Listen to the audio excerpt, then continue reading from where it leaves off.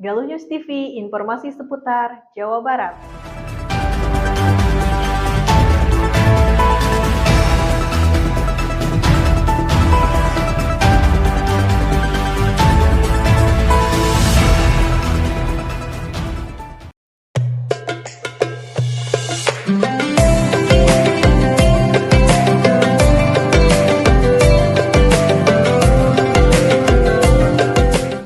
Baik, terima kasih Dinas Perhubungan Kabupaten Ciamis dalam menjelang mudik Lebaran 1446 Hijriah 2025 Masehi. Kita persiapan untuk pengendalian keselamatan lalu lintas, diantaranya menyiapkan posko induk yaitu di depan Puskesmas Ciamis, kemudian posko pengendalian ada di beberapa wilayah yaitu wilayah Pesinangkasih, kemudian Ciaurbeti, kemudian Panjalu, Simpang Cisaga, kemudian Banjarsari dan Kawali.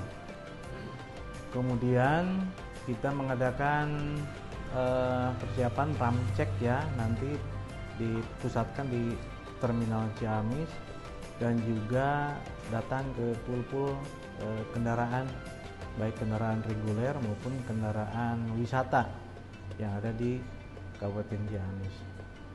Kemudian kita menerjunkan 100 personil terdiri dari teman-teman dari pengendalian lalu lintas, kemudian dari MRL, kemudian teknisi PJU, kemudian teknisi perlengkapan peralatan lalu lintas, kemudian personil dari terminal.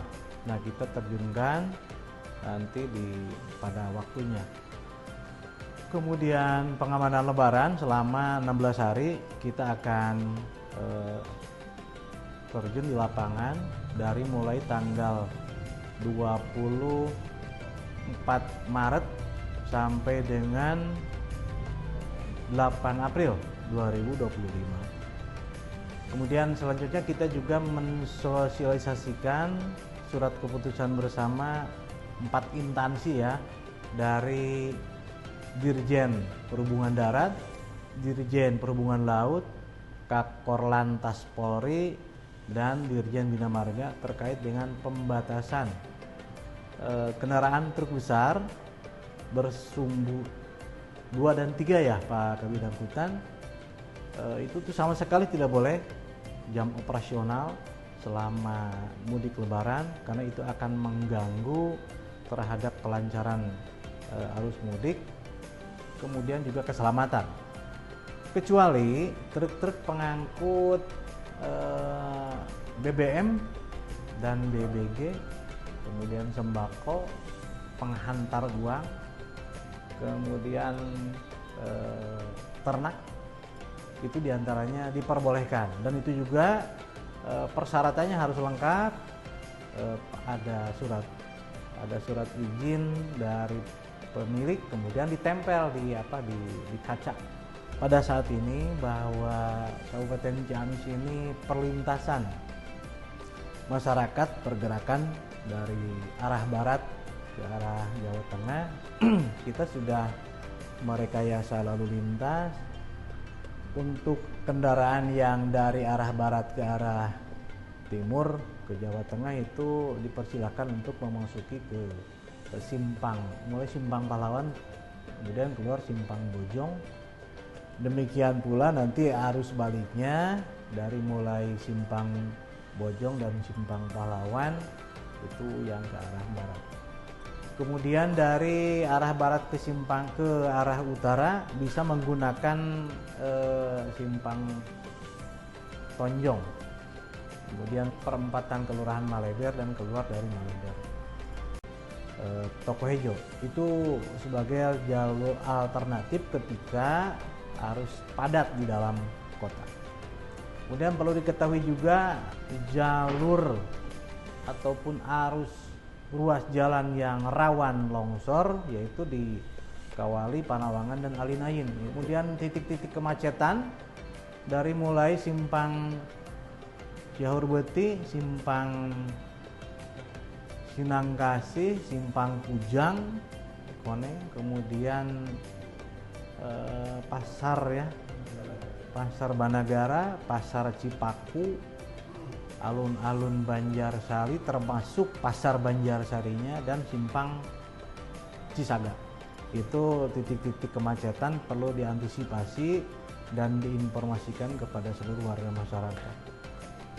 Dan saya ulangi, posko-posko yang kita akan buat itu silakan dimanfaatkan oleh para pemudik.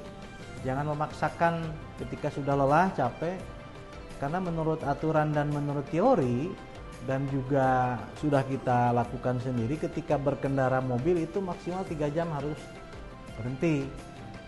Motor itu 2 jam. Nah, ketika sudah capek, lelah, apalagi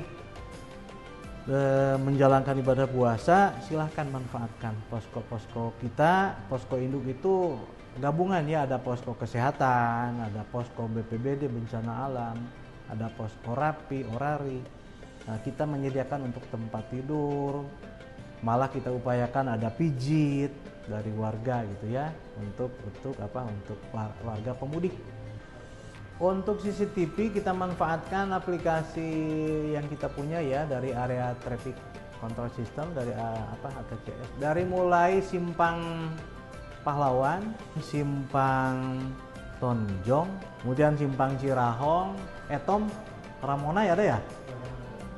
Kemudian Simpang Geraha dan Simpang Kodim.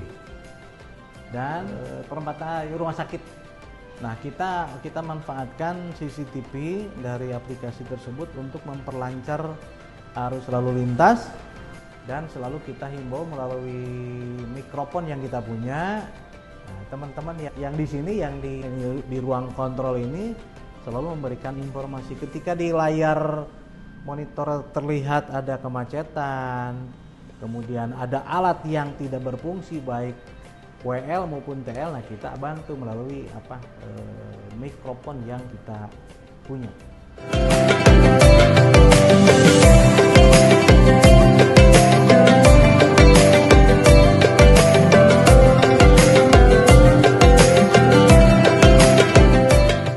Itulah kabar dari kami. Jangan lupa like, komen, dan subscribe.